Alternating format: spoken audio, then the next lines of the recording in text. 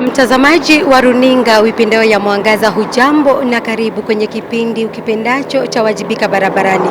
Ni kipindi na ambacho huwa kinakujia kila siku ya Alhamisi, tukiangazia mengi kuhusu njia na ambazo tunaweza tumia ili tuweze kupunguza ajali za barabara ambazo hufanyika siku baada ya siku, huku zikiacha wengi na huzuni, kilio na machozi, hata kifo. Na siku ya leo usibanduke mitamboni, maana na kuunganisha na mtaalamu mmoja wa usalama barabarani ambaye anafahamika kama Owuor Otet. Kumbuka kwamba unaweza wasiliana nasi kupitia 22914 22914 au kwenye tovuti yetu ni Mwangaza TV.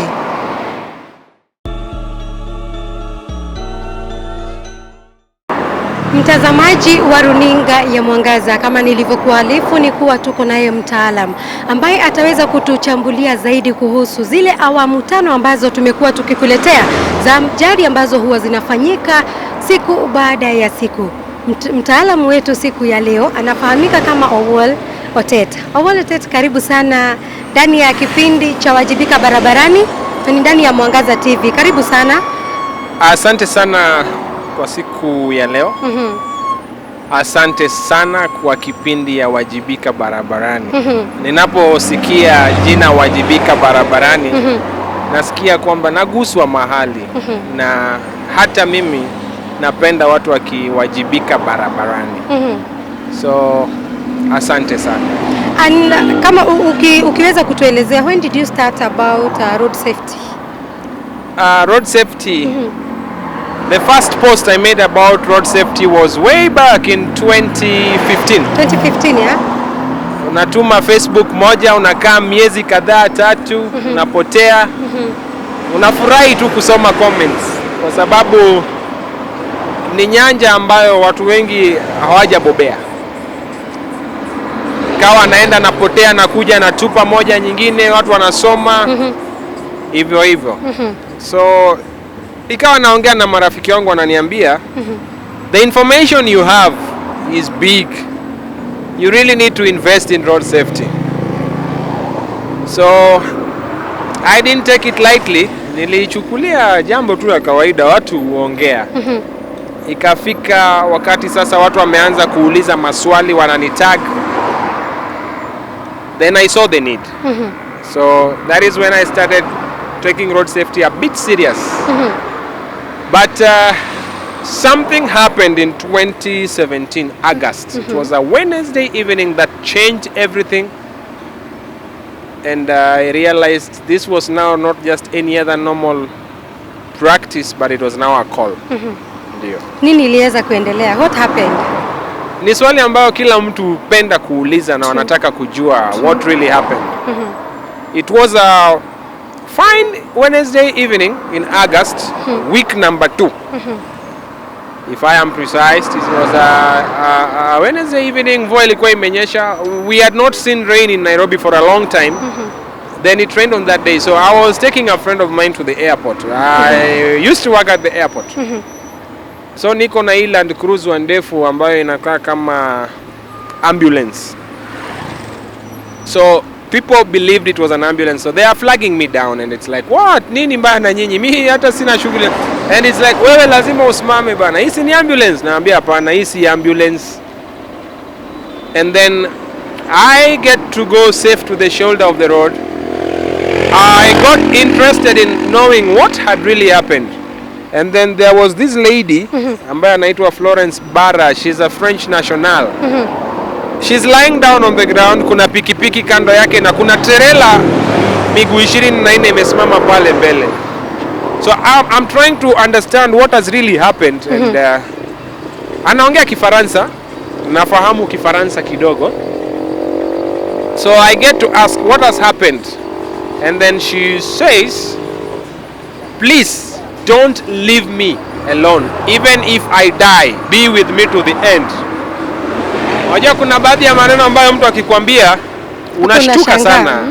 Mbona mimi ndiye ameniambia jambo kama hili na watu wako wengi hapa?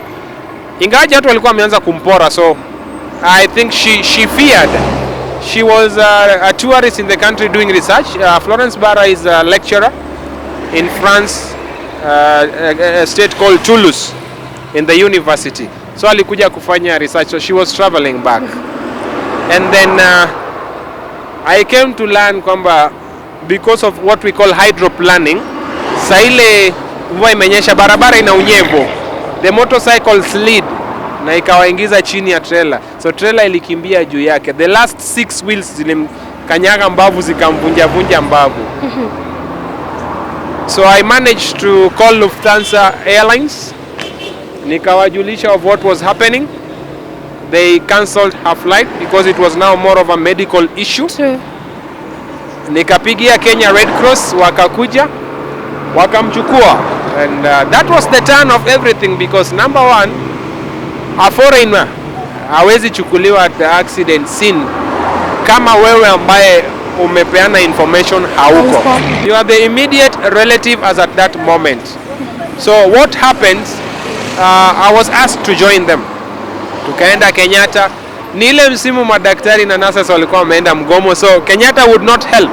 So we transferred her to Nairobi Hospital, and then I was asked to book.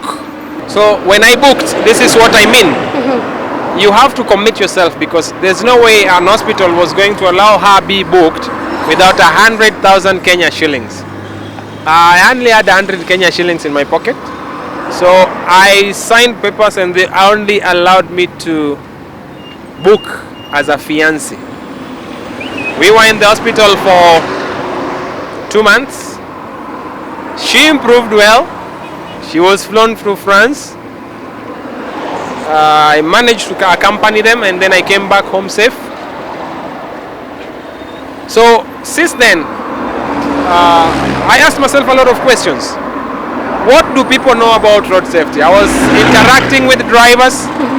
Na unapata kwamba madereva hawajui. Ask somebody what a traffic sign means, anakwambia hajui. Unafikiria nakutani, so you ask on another sign, mkipatana naye anakwambia nilikueleza sijui. So I took the initiative to take road safety seriously. I enrolled in a university. Wow. And Institute of Justice, British of Columbia. That was now in 2017. And I kicked off, never to look back. I've worked with the organizations. I've been to Jordan, training. Wow. About road safety? I've been to Afghanistan, training. I've been to Qatar, training road safety. The reason why I'm doing this is because road carnage has brought premature death. A premature death is death that comes out of foolishness. Remember the Bible says they perish for lack of foolishness. Ukiangalia maana ya kuperish ni kuangamia, ni kifo. Ni Mungu mwenyewe ameiweka na akatupea suluhu. If you abide in that knowledge, you will not perish but you will live. 2 weeks ago I managed to speak to Florence Barra. True. Florence Barra ako na mtoto mdogo wa kiume. And in honor of what we do in road safety, aliamua kumuita Otet. Oh. Thank you. Okay. Asante sana kwa huo ujumbe. Asante.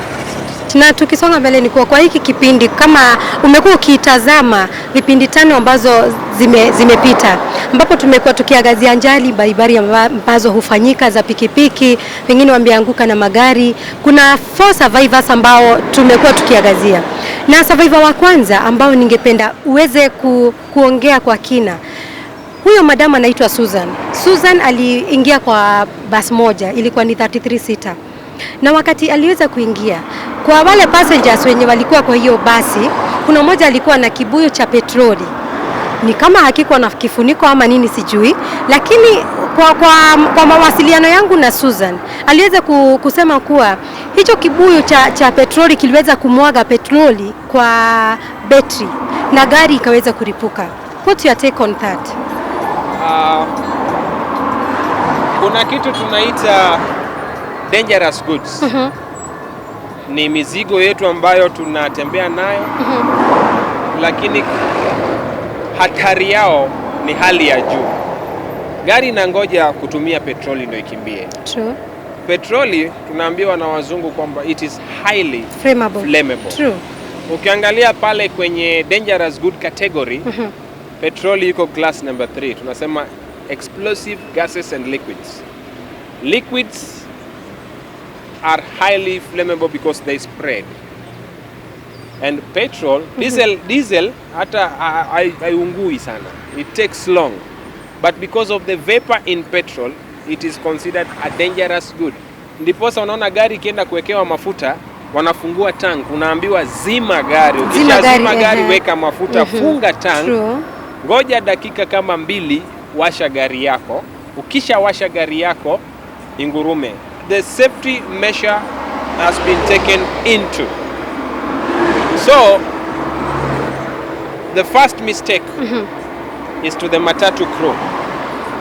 For them, mtu amebeba kibuyu cha mafuta anaingizwa kwenye gari. Wanataka kipato yao ya hiyo siku.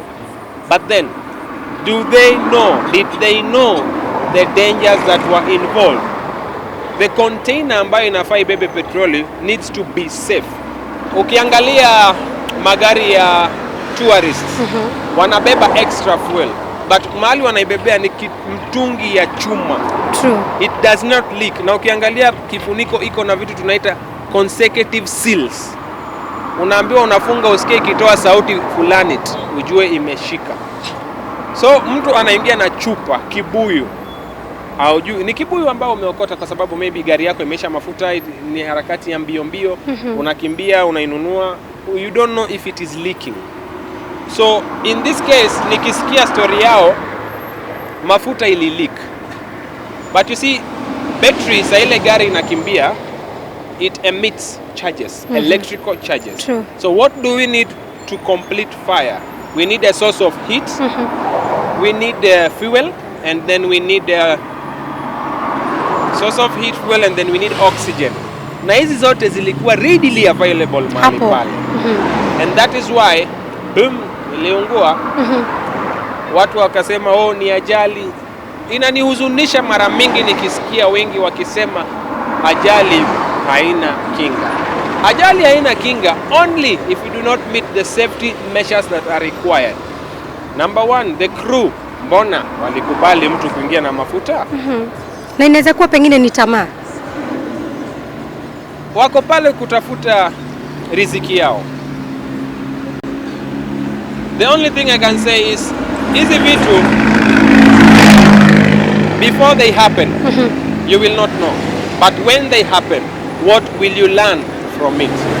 Ni bahati sana waliishi kutuelezea kilichofanyika. Ni bahati sana.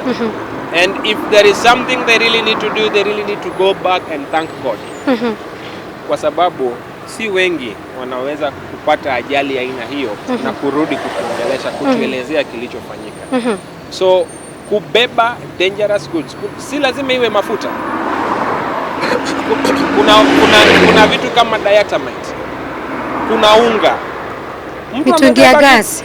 Mtungi ya gas. Mtu amebeba tu amekaa nayo pale. Sasa ile gari inakimbia, kuna kitu tunaita vibrations. Gari utingika. And every vibration gives a reaction to the chemical. Ukipanda pikipiki ukiwa kwa rough road utasikia imetingika, usikie ni kama mwili inakuwasha. Ukiwa kwa gari ipite kwa rough road ama kwa hizi bumps unasikiaga unasikia ni kidogo masikio ina kama there is a reaction to everything. So watu wetu wanafaa kuinvest in safety. Magari ya uchukuzi si tu kwamba mtu amekuja na mzigo. There is a reason why that bus has a boot. True. And the boot is far much away from the functional components of that car. True. Mahali tuko na engine, mahali tuko na oil, mahali tuko na fuel tank. Unapata kwamba sehemu ya kuweka mzigo huwa imetengwa mbali. Na ukiangalia, the safety measures have been met. Most of the boots in vehicles are airtight. Ukisha ifunga, hairuhusu hewa kuingia ndani. So unaona kama mahali ya moto, kama ni petroli imewekwa kwenye boot, tayari wamejaribu kuzuia hewa kuingia. So there is no readily available oxygen that helps in combustion. So number one, utakuwa tu uko na source of heat na fuel, lakini sasa hauna oxygen. Na pengine inaweza kuwa kuna shida kwa magari zetu sababu most of the vehicles zenye unaona hasa hizi za uchukuzi ama hizi matatu, betri huwa haifichwi. Mtu anakaa yote, unapata wengine wanastarehesha tu kuwekelea miguu juu. Unaweza kuwa kuna shida kwa hizo magari ama shida ni nini? Kuna kitu tunasema usalama ya gari. It is the duty of the driver to ensure kwamba betri imewekwa sehemu fiche. Kuna gari inaitwa Mercedes Benz. Betri yake iko kwenye boot. Kwa sababu zile components ambazo ziko pale mbele kwa bonnet zinaweza mwagikiwa na mafuta. Magari mingi ukiangalia, ukifungua sehemu ya mbele bonnet, betri imetengewa sehemu yake kando, kutokana mbali na hizo sehemu ambazo ziko na mafuta. Sisi wenye gari tunanunua magari, tunataka tu bora iende kazi. Ukiangalia kila gari ambayo ilinunuliwa huwa na sehemu fiche ya kuweka betri. Si rahisi, lakini sasa unapata tumefanya what we call modifications. Tumewekea gari ngoma, tumewekea gari screens, tumewekea nini. Tunahitaji betri zingine mingi ama kubwa. Unapata gari sasa imewekewa betri kubwa ambayo haiwezi toshea pali ambayo betri ilitengenezwa na the manufacturer, sehemu fiche. So wanaileta kwenye gari ndani. Mimi abiria, mimi kama Otet nimetunukiwa, niko na hiyo usomi, najua adhara. Number one, betri hutoa gas ambayo tunaita hydrogen. Hydrogen is a silent killer because you breathe it, it is not oxygen. Inachafua hewa. So ukiwa umekaa karibu na betri utasikia ni kama unahisi kizunguzungu. Betri ambayo inakimbia kwenye gari because ina charge, inachemka na inatoa steam na inatoa hiyo gas ya hydrogen. It is highly flammable. It is highly corrosive. So in her case, a high corrosive element inapatana na a highly flammable and the highly corrosive is still flammable na kuna mafuta. The only thing ambayo lazima upate is an explosion. Na ndio hiyo ilipuka, gari ikaungua, watu wanakimbia, watu wengine hata wakapoteza maisha yao. Watu wakapoteza maisha yao. Ni uchungu sana unapoteza maisha yako kwa sababu ya ujinga ya mtu mwingine. Na ni nini haswa ingefanyika ili kuweza kuzuia hiyo ajali? Conductor, dereva angekataa na akatae kabisa, aseme kwamba mafuta haingii kwa gari yangu.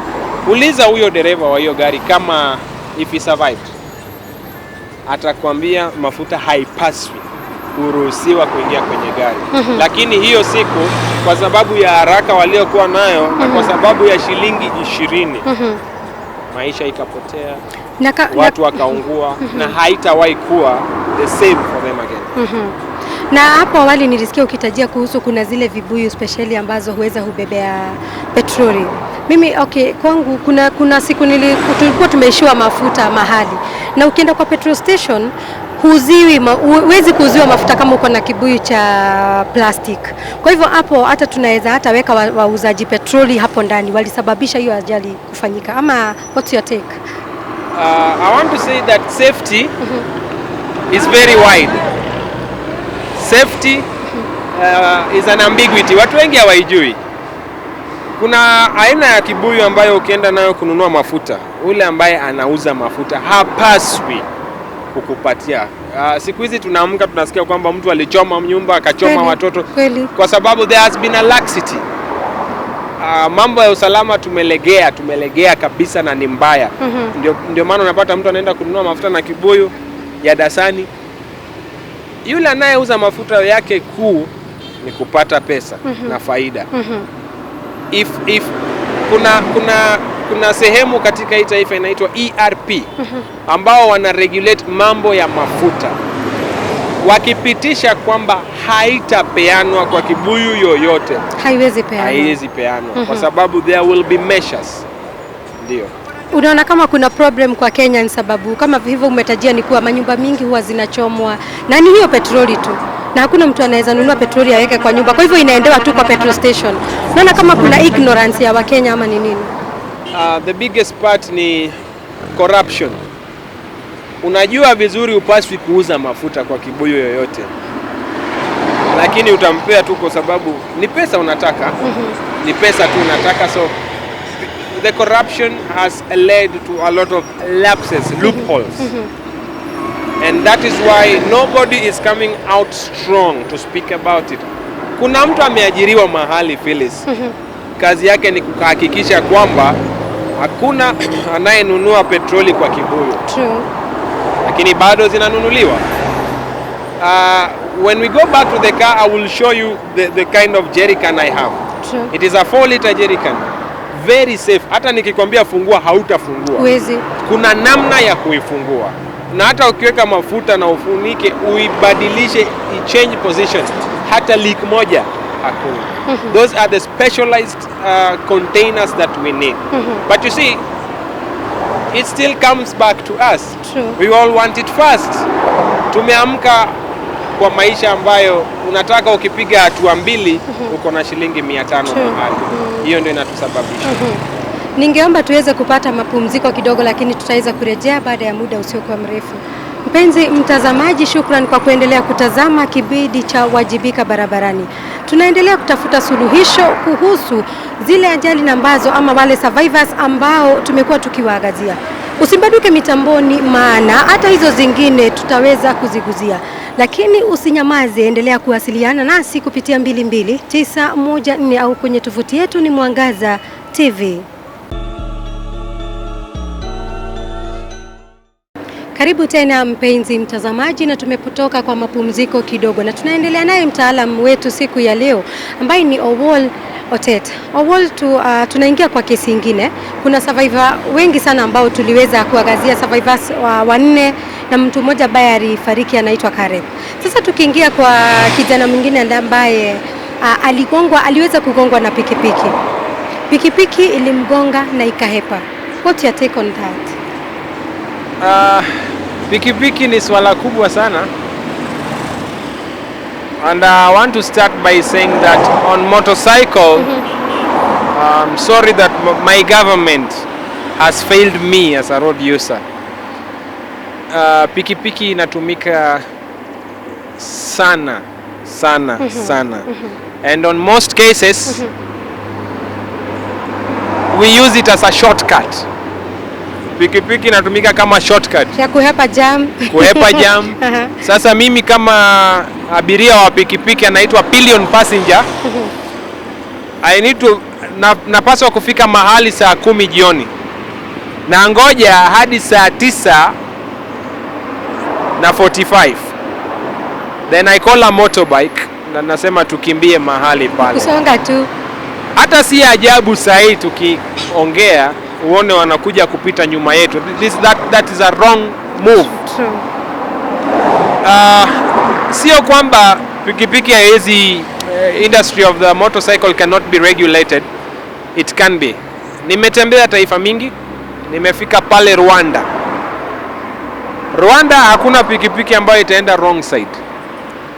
Rwanda hakuna pikipiki ambayo utapanda kama hauna reflective jacket na helmet. Rwanda pikipiki ikigonga gari itasimama kwa sababu you cannot escape. The system ambayo imewekwa pale Rwanda has helped them do things right. There are two types of riders.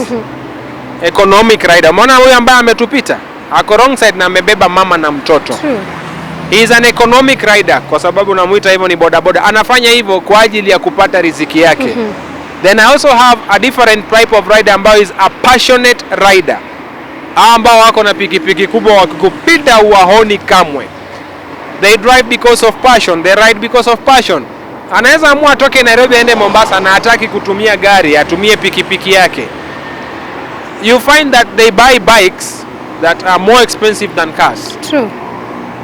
But our economic riders, they buy bikes to earn a living, to make it. Whatever they have is being invested in them. So unapata kwamba mtu wa bodaboda, the economic rider, akiona pikipiki from the shop anaona pesa.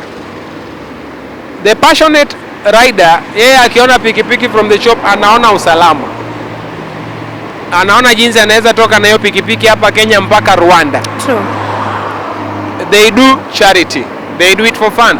So you find that their level of investment in safety is so high. Na ni ngumu sana upate the passionate riders wakiwa kwa ajali. But now let me come back to our economic riders. True. Easy come, easy go. Flouting and flaunting the rules makes you a danger to yourself and to other road users. Not only Kenya, but nowadays there is a new wing in the hospital. Inakuanga ward ya watu wa pikipiki. Na wamejaa huko. Shida wako nayo, unapata pikipiki unaingia kwa kiwanja, unazunguka raundi 5-4, unasema uko sawa, unavaa helmet, unavaa reflector yako, unaanza kuingia kwa barabara. Wengine hata hawana helmet. They don't know the traffic rules. This is what happens in the motorcycling world. They want us to treat them as cyclists. Remember, motorcycles ziko na kitu inaitwa insurance. Mwenye anaendesha pikipiki lazima kuwe na leseni. That qualifies them to be in the category of waendeshaji gari. They all run on engine. They all have the same traffic laws to adhere to. Unlike a cyclist, a pedocyclist ambaye hana engine, anatumia nguvu yake. What people forget is motorbikes, pikipiki haina nyumba. Wewe ndio nyumba yake kwa sababu ukikaa unaifunika. So pikipiki ni chuma, wewe ni mwili na nyama na damu. Ukianguka, you meet the ground first. Our riders are not able to identify the hazard that there comes in. Because they cannot be able to identify the hazard, they now become the risk and the danger to themselves first before they become a risk and a danger to me. Kuna huyo jamaa niliona ushuhuda wake, aligongwa kutoka nyuma. True, very true. Bora agongwe kutoka nyuma. Anayetoka nyuma anakuona. And when I train people on safety, I tell riders and cyclists and drivers, don't hoot, because kuhoot shocks them more. Mimi nikisikia pikipiki inakuja huwa ninasimama. Amue kupita, asiamue kupita. Maana ukinipigia honi, huenda nitaruka kulia na wewe pia unaenda kulia. Huenda nitaruka kushoto na wewe pia unaenda kushoto na unaniumiza. It is very sad ukisikia ushuhuda wake or his story, hofu yake kuu ilikuwa kwamba hatatembea tena. True. Ulemavu inakuja ukiona. But the question comes, was it avoidable? Yes, it was very much avoidable. Until the day our government, my government, Kenya, comes up with good policies. Si kwamba ni ngumu. Rwanda is successful. But dig deep, you find that the brain behind the success of transport in Rwanda is Kenyan. We have brilliant minds in this country. True. why are we not putting them into use? Why are we not putting them to as par? You hear no single day passes. This is Thika Road, eh? No single day will go without a rider being killed, without a rider, a motorbike rider, being taken to the ground. Let me just highlight something. Ukiangalia ajali zote za pikipiki, pikipiki huwa on the left ya gari. And this is something that is not even taught in our driving schools. Kwani zinafaa kukua side gani? The rule in Kenya says keep left until when you are overtaking. Yeah. The way the side mirror is positioned on the left side makes the left side be a bigger blind spot than the way it is positioned on the right side. Mahali nimekaa side mirror yangu, mara mingi utaona dereva akikwambia nisukumie nje, kumaanisha a bigger blind spot is being covered. Na ukiangalia vizuri on the left side huwa anakwambia niingizie ndani kidogo. Kumaanisha sehemu yake ya kuona inakuwa minimal. Number 2, watu wa pikipiki are not anticipative. If we look sahi kule mbele, unaona magari wanaanza kuweka brake lights kwa sababu wanaona watu ni kama mwendo inapungua. Watu wetu wa pikipiki wanakuja tu kwa sababu wanajua nitapenya pale. Hiyo kupenya ndio mara mingi wanafinywa nayo. Mara mingi wanafinywa kwa sababu ya kutaka kupenya. Na as you even watch, you see they are just coming on wrong side and not even safe. So my government, the day it wakes up to address the issue of motorcycle riders, we will have more stories. Watu wamekatwa miguu, watu wamekatwa mikono. There is nothing as painful kwamba uko kwa accident scene, unataka kusaidia na ule victim unaona mguu imekatika, sehemu ingine iko huku, kutokea kwa goti kwenda chini iko huku, yeye amekaa na mwili ingine huku. These are very sad scenes, but let me tell the nation, because I know many people are watching. If we do not embrace road safety, especially in the motorcycle industry, expect more. Na tukiachana na hao ya waendeshaji pikipiki, tuingie kwa kuna mwanadada mwingine anafahamika kama Lena. Lena na yeye alikuwa ameabiri gari ya uchukuzi ama matatu. Alikuwa anaelekea kwa safari refu sana, sababu alisema ilikuwa ni more than 9 hours zenye walikuwa wanafaa kutumia. Makosa ya kwanza Lena alisema ni kuwa alikuwa amebebwa kama excess kwa kiti ya dereva hapo nyuma. Yeye alikuwa wanne. Au wengine watatu walikuwa washafunga mshipi ya safety belt. Lakini yeye alikuwa excess, so hakuwa na mshipi yake ya kujifunga. Elezea hiyo nayo. Again I will refer you to the Bible. Hosea 4:6 inasema, my people perish for lack of knowledge. Phyllis, leo hii unaweza amua kuchagua ujinga. Na leo hii unaweza kataa kuchagua ujinga. Anayetengeneza gari ameweka mkanda. Wewe unayeabiri unasema usongewe. Mbona kama unasongewa, why don't you share the same seat belt? Kama unasongewa mjifunge pamoja. Kama unasongewa, then they should be able to share with you the same seat belt. True. One seat belt, one person. If you are not belted, wacha nikwambie, wewe huwa ukui, wewe si abiria. I will degrade you into being an object. Wewe ni kama chupa. Wewe ni kama kuku ambayo imebebwa. Because your provision is not there. If an accident happens and the insurance come, they will not consider you because wewe ni kama mzigo. Wewe si binadamu, umedunishwa. Na saa ile ajali inafanyika, there are 3 types of collision. Ajali ya gari na gari, ama gari kugonga mti, it's called the vehicle and the outside crash. That one creates a second type of crash. Human in the vehicle, human body in the vehicle and the interior of the car. Mara mingi ajali inafanyika, unasikia mtu alivunjika shingo na wengine wako tu sawa. unafanya utafiti, unapata kwamba hakuvaa mkanda. Gari ikienda kwa speed ya 80, you are also traveling in the inertia speed of 80. Ikisimama, you tend to go, and that is the work of the seat belt, inakushika usiondoke, isaidie kuua that inertia speed. Mara mingi unapata the human body and the interior of the car collision ndio inaua watu, kwa sababu mtu amepata ajali, wengine wako sawa, dereva hakufunga mshipi, mifupa yake ya kifua imevunjika, mifupa imerarua, heart, and they die. Gari inapata ajali, unaangalia vizuri, unasema hii ajali hata haikupaswa mtu kuaga, wote wameaga. Ukiangalia seat belts hazikuguswa, ziko sawa. So watu ambao wanatumia barabara, iwe gari ya uchukuzi, mimi nikipanda gari inaitwa Embasava, huwa wananiambia wewe kuja uketi mbele, lakini before uketi mbele fanya inspection, make sure kila mtu amefunga mkanda, and don't just inspect, tell them as to why.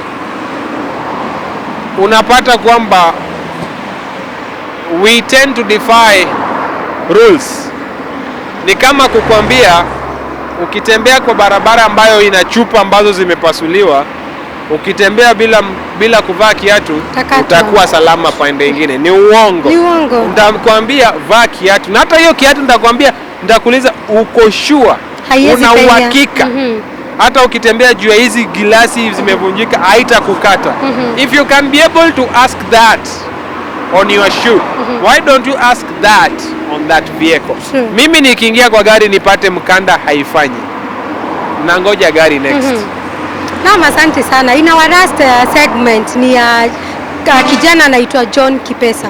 John Kipesa aliabiri gari ya mtu binafsi, alikuwa na gari ya mtu binafsi. So ni kumaanisha hapa mbele walikuwa wawili, driver na yeye, na hapa nyuma walikuwa wamebeba watu watatu. Kwa hivyo ni kumaanisha kila mtu alikuwa na safety belt.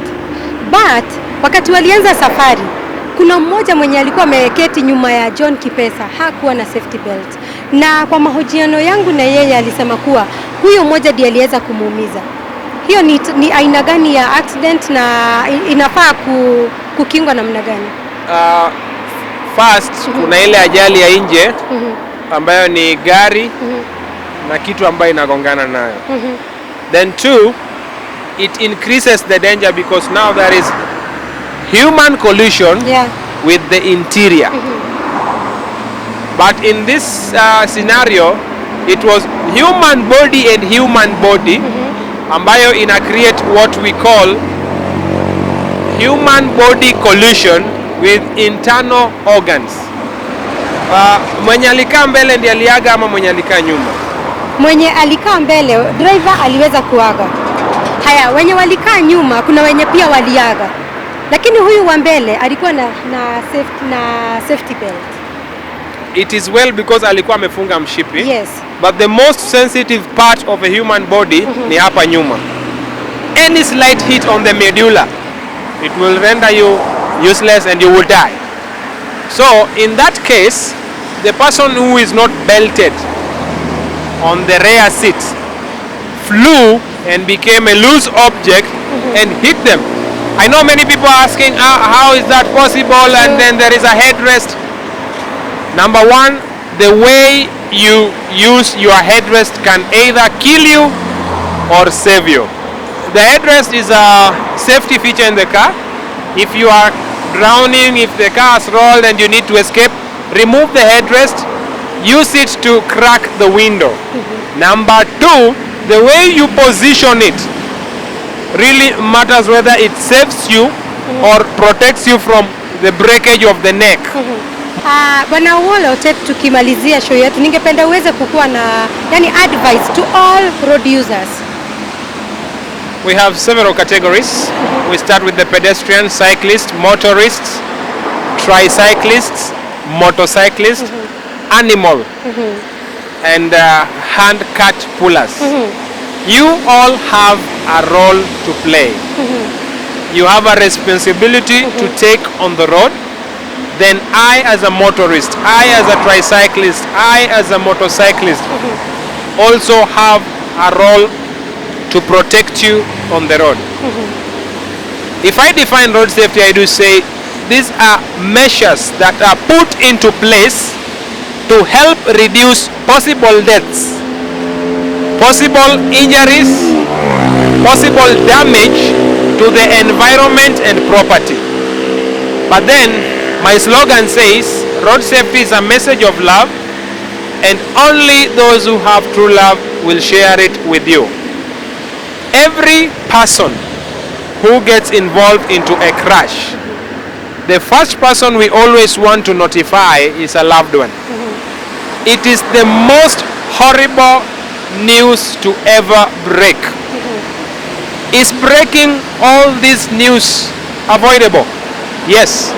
If we all embrace road safety, if we all decide to invest in safety, it is needless to buy a car worth 3 million Kenya shillings, and you cannot even pay fees for a driving defensive course that is only 4,000 shillings. Think about that. The revolution of road safety has begun. Cyclists are coming out, pedestrians are coming out, motorists are coming out. It is high time the government comes fully to help us avoid all these premature deaths. Thank you, Wajibika, for this program. Thank you, Phyllis, for this. God bless you. Thank you so much. Mpenzi mtazamaji wa runinga ya Mwangaza, hapo ndipo tutaweza kuweka kikomo kwa kipindi chetu siku ya leo.